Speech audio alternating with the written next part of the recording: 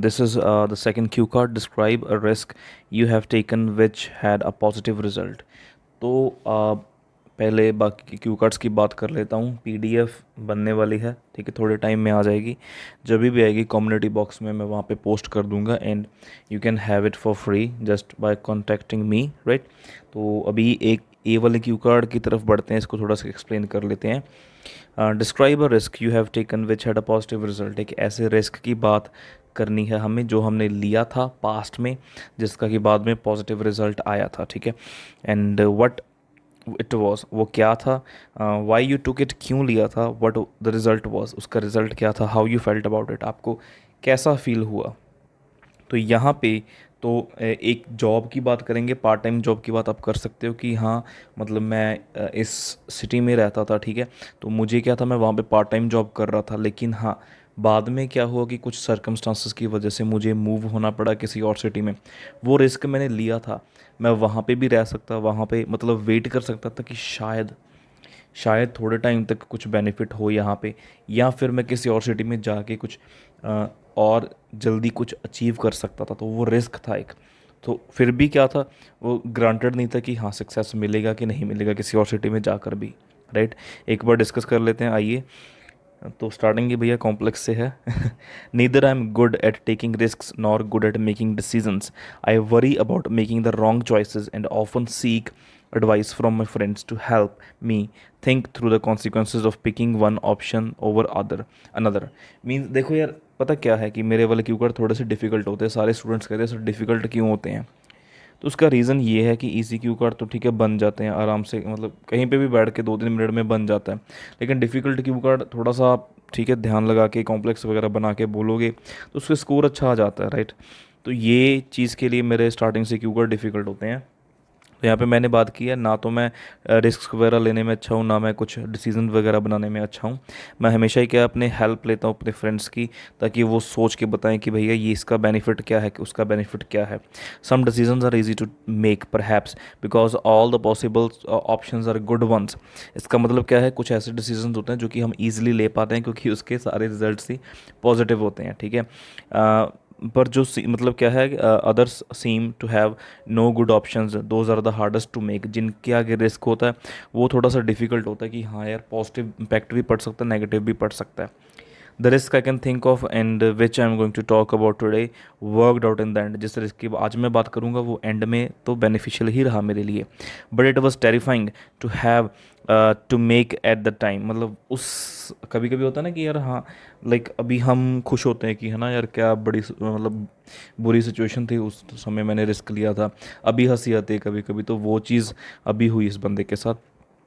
I will talk you through what the decision was, when I took it, and what the results were. Finally, I will explain why it was so important that it still impacts me today। मैं आपको बताऊंगा वो कितना important क्यों था, मतलब क्यों, क्योंकि आज भी वो मुझे impact करता है मेरी लाइफ में।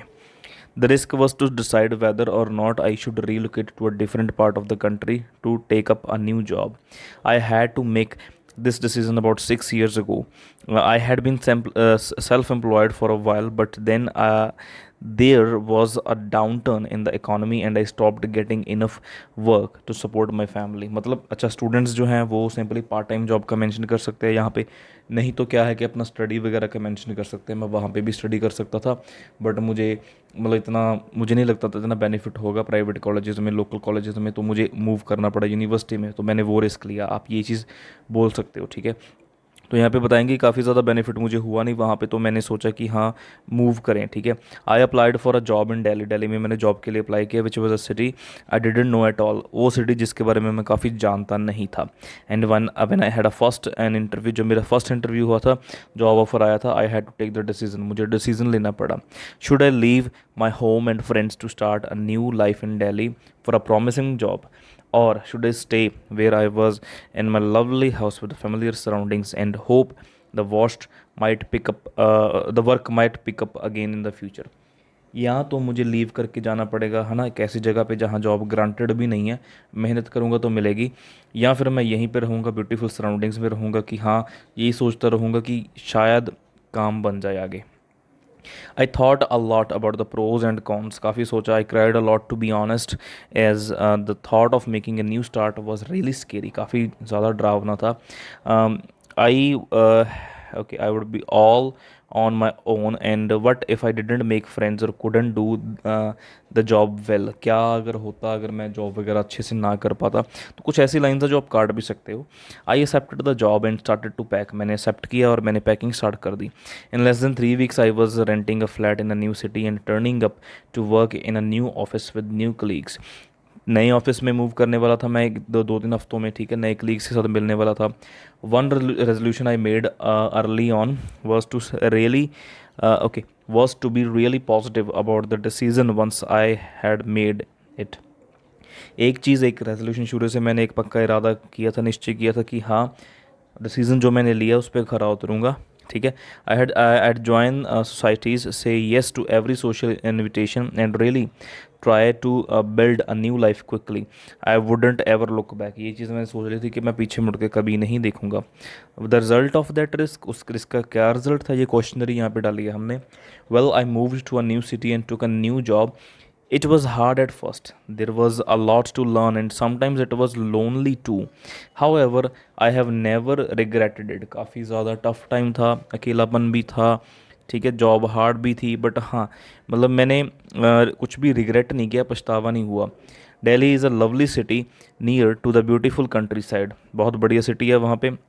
I have rented an attic flat which was great, which has great views over the city in one direction and the woodland in the other. ये थोड़ा सा हमने उसका बता दिया कि कैसा उसकी ठीक है, वहाँ पे डिस्क्रिप्शन बता दी. I think this city must be one of the friendliest ones in India. People were incredibly welcoming to me as a newcomer and there is always a lot to do.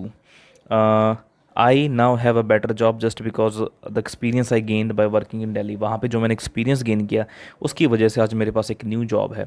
So in conclusion I think it was a big decision but I made a good choice. ठीक है, of course it was an important one as it changed everything for me from where I lived and work to who my friends are. मतलब सब कुछ बदल दिया, मेरी जगह काम करने की जगह, मेरे फ्रेंड्स.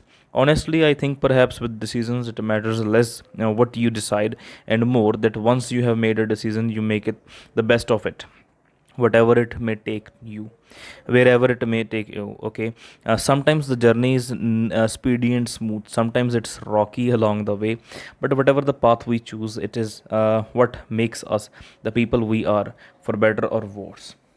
थोड़ा सा डिफ़िकल्ट है बट आई होप अभी आपको क्लियर हो गया होगा. बट स्टिल अगर कोई भी आपको डाउट है तो आप उसमें पूछ सकते हो कमेंट सेक्शन में. मोर ओवर सब्सक्राइब करें ताकि नए क्यू कार्ड्स आएंगे. मोर ओवर अपडेट्स काफ़ी सारी आती रहते हैं आज की, तो वो सभी इस चैनल पे आएंगे.